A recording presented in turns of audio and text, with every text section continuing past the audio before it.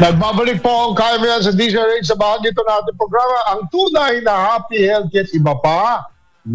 Partner Cory Quirino. Mga kababayan. Hi, Partner Ricky, Partner Emer. Magugustuhan nyo itong special episode ngayon ng Happy, Healthy at iba pa dahil happy fit tayo.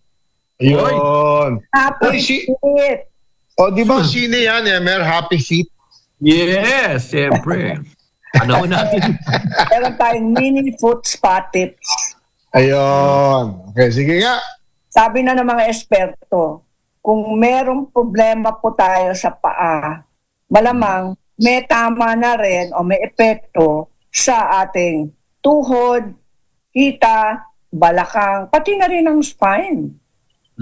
Tama yun. Tama yun. Pag mali ang pagyapak po natin, iyan ang magiging problema kasi wala tayo sa balanse. Kaya medyo sinasabi nilang ibang parte ng ating, let's say, hita o paa ang magko-compensate kung may problema yung isang paa. Alam mo, Cory, dagdag ko lang, Yung ako, naglalakad ako, nagja-jogging. Alam mo ba, dapat kung papunta ka doon sa kaliwa ng bahagi ng kalye, pagbalik mo, dapat sa kabila naman kasi yung kalye hindi siya flat. Yes, tama. Oo. Diba? Narinig mo yun, Emer, ha? Pag naglakad ka papunta norte, sa kaliwa. Pag papunta ng south, sa kanan ka naman. Yun. Para balanse yung pressure sa dalawang paa. Kasi hindi ka naman pwede sa gitna ng kalye. Sasagasaan ka naman. Ayun. Ganun pala yun? Oo. Sabi ng mga, kailangan talaga mag-ingat kapag naglalakad po tayo. Sa tingin natin, anyway, nagwo-walking naman ako everyday, alam ko na maglakad. Pero merong tamang paglakad. Yun. Sige nga. Ano ang tama? Ang tama ay, let's say, nag-exercise po tayo, ang tamang pag-pressure ng paa ay sa heel, tapos toe. So, paglakad heel toe. Heel toe. Yes. Okay. Heel. Tapos toe. Heel toe. Hindi yung toe, heel. Tulad ng mga beauty queens. Yan ang ginawa. Oo nga. Toe, heel. Oo nga. Diba? Kaya baliktad yun. Kaya mga karamihan ng mga beauty queens, mga candidates, nagkakaroon ng problema sa paa dahil sa sobrang taas ng high heels. At saka yung pagka-stiletto. Yes, tama yun. Kaya yung gano'n, di ba, Cory, yung toes? Oo, naiipit yung mga daliri ng paa po natin. At makikita nyo sa mga iba't ibang mall, meron ng fix your foot or foot health or foot care. Sa totoo lang, totoong sinasabi nila. Yung arch ng ating paa ay may epekto sa ating paa. Nagiging, pag tumatanda ka na, nagiging flat-footed na tayo. Ganun ba yun? Oo, pag naging flat-footed po tayo, magkakaroon talaga ng problema sa balakang, sa likod, sa tuhod, kasi nagiging flat-footed na yung paa. Kaya kailangan gumawa ng exercises sa bahay na tuturuan po natin kayo. Ito foot care. Okay? Ito na. Kailangan hugasan ang ating paa. We have to wash our feet every day. Okay? Sa cleanliness. Okay? With soap and water lang. Wala nang sophisticated na produktong gagamitin. Basta sabon at tubig lang. Pangalawa, kailangan yung mga paa natin after washing ay tuyong-tuyo na siya. Kasi kung hindi at naiwan ng tubig sa yung web ng ating toes, baka malamang magkakaroon tayo ng fungal infection. So dapat dry na dry. Dry na dry talaga. Tuyong-tuyo siya. Number 3, kailangan mag-trim ng toenails. Okay? At saka yung pagputol ng toenails o yung shape niya, yung hugis niya, ay hindi pwedeng kurbado. Dapat straight para hindi magkaroon ng ingrown. Ayan, tama. At saka sa edad namin ni Emer na 43, nagpapamani-pedi na kami kasi hindi na maka-bend si Emer. Ganun ba? Kaya Siyempre. mapusok ka na. At saka dapat, pag nagpunta ka sa Mani Pedi, di ba, Cory, kailangan malinis yung Malinis ang yung salon. sterilize yung mga gamit. May mga ibang tao nagdadala ng sariling utensils nila. Dapat na. Meron bang ganun? Saan nabibili? Oo, mabibili mo yan sa mall. Yung. I'll show you. And then, ito, moisturizer. Kailangan ba gumastos para mag-moisturize ng paano? Pwede lang virgin coconut oil, mura lang yun. Ganun PCO pwede Oh, syempre. Ang VCO ay napakagaling na oil, body oil, buong katawan. Pwedeng gamitin. Imbis na lotion? Mag-foot scrub tayo. Tayong lufa. O, di ba sa probinsya gumagamit sila ng bato? Yes. Oo. Or gumamit ng lufa or with sugar. So, virgin coconut oil at saka asukal in combination, kuskusin na mabuti ang paa, matatanggal ang dry skin, nang sa ganun, lalabas ang magandang skin po natin. Hindi ka kaya langgamin nun? Yun. Pwede man dessert? Dessert Sweet yan? ka na, siyempre lalanggamin ka. Okay, footwear tips. Ano ba ang sinusuot mo? Bawal number one bawal ang tiis ganda na sapato.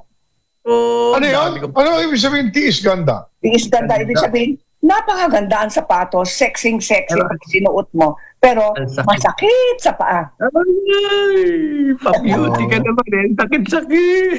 Kaya ako, pag bumili ako sa sapatos, wide. Yun.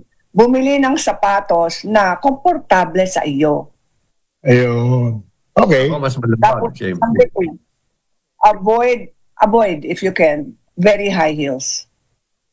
Okay? Kasi palagi tayong naka-high heels, balang araw, magkakaroon po tayo ng plantar fasciitis. Nung araw si Emer pala yung Glenmore niyan Alam mo yung mga 3 inches sa harap, Cory? Siyempre. 3 inches sa harap, 5 inches sa likod. Siyempre, para tumapagtangka. Always buy. Bell bottom pa lang. Long hair. Yung parang Pumunta tayo sa Marikina, mag-shopping tayo doon. Yung suot ng mga circus band. Yes, kami yan. Tapos, ito yung mga exercises. Gusto nyo? Okay, go. Number 1, yung toe curl. So, kulubot. Ang ating mga daliri ng paa, i-curl nyo inwards, tapos i-spread nyo palabas. You try toe curl, toe curl. Parang ganito. Toe curls. Ganon. Okay. Curl your toes under. Maganda rin to sa kamay. Pwede rin.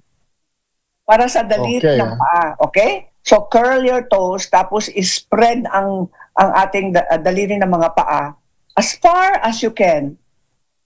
Yun. Okay. Para matanggal yung tension. Number 3, ankle rotation. Madali lang gumawa ng ankle rotation, di ba? Ganon, sa kanan. Tapos paikot ulit sa kaliwa. Mga 6 na beses po. 6 times to the right, 6 times to the left. Napakasarap ang feeling after ng rotation po tayo ng ankles. Tapos heel raises. Kung meron po tayong hagdan, tumayo po tayo, mga paa po natin, ilagay sa pinakadulo ng step. Okay? Okay, nakatungtong na tayo doon. Tapos, itataas po natin, parang nag-high heels tayo. Mag-high heels ka, so tataas ang mga paa natin, tapos bababa ulit. Yung exercise na yon, up and down, ay napakaganda. So, calf exercises na konektado sa ating ankles at paa.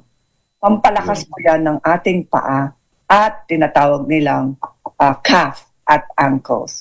Ito sa Chinese medicine, ayon sa Chinese medicine, lahat ng mga organs ng ating katawan, lahat, atay, bato, gallbladder, puso, lahat nandoon konektado sa ating paa. Bakit?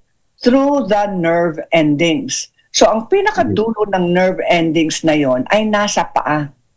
Kaya pag nagpapamasahe po tayo o tayong pwedeng gumawa ng sariling self-massage sa bahay, pag pinindot po natin ang buong paa at pinindot natin ganun at iminasahe po natin in circular motions, mawawala ang mga toxins sa loob ng katawan.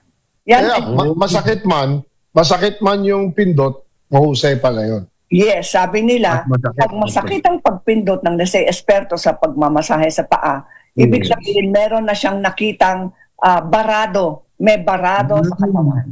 May barado. Nakilala ko ganyan, Emer, nung pinindot, sinipa niya eh. Siyempre. Nasaktan eh. Nasaktan, sabi nung therapist, sir, yan sa'yo. Aray ko! Brinusli eh. Ay, ginagawa ko naman yun sa mga sinungaling. Talagang gaganon nyo. Sabihin mo lang ito, para! Ayoko na. Hanga-hanga ko sa mga reflexologists, magagaling sila. Totoo. Masahe at tagalin ang mga bara sa loob ng paa po natin. Tapos ito, kung meron po tayong foot rollers or massager at or di kaya wala po tayo, kung meron kayong bola sa bahay, parang tennis ball or maliit na bola, yung pinaglalaro ng mga bata, yung bolang ganon, i-roll nyo yung bola na yon sa ilalim ng paa, back and forth, i-roll po natin. O di kaya, maghanap tayo ng botelya, empty bottle ng soft drink. Pwede natin gamitin yun. Or water bottle, empty.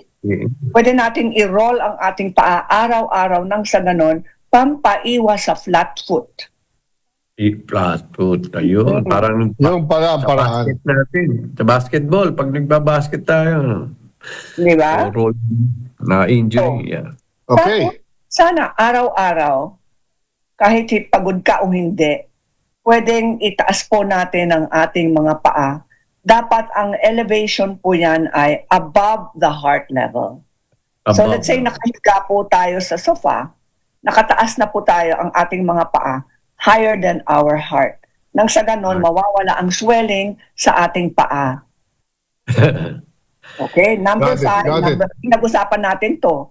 Stay hydrated always. Uminom ng tubig. Okay. So kung gagawin po natin itong mga tips na ito, ay mananatiling malusog at malakas ang ating mga paa. At magkakaroon po tayo ng pain-free life. At ang ating positive thought for today at magugustuhan ng ating superstar guest ngayon na si Chinky Tan, magugustuhan niya ang positive thought, may bukas din. May bukas din sa iyong buhay. Panahon natin yan. Dati nasa choir ako eh. Di ba? Siyempre. Totoo. Nag-iisip nga ako na bumalik ako sa choir eh. Tatanggapin pa kaya ako? Uuwi yan yung magsisimba. Hindi, gusto ko solo eh. Gusto ko solo. Ayun talaga. O next episode, kakanta na lang po tayong lahat. Okay, dapat may episode tayo kantahan. Naalala mo si Joe Marichat, di ba? Nagkantahan tayo. Ay, oo. Malapit na ha. August na. Silip-silip na. Ang bilis Silip na. Pero mag-OPM episode naman tayo dito. Okay, sa oras natin 4:37 na. Thank you, partner Connie. We'll be right back. Makakausap na natin si Mr. Emer. Think Positive Iponario Chinky Tan. Okay, we'll be right. We'll be right back. Standby po mga kaibigan. Yeah.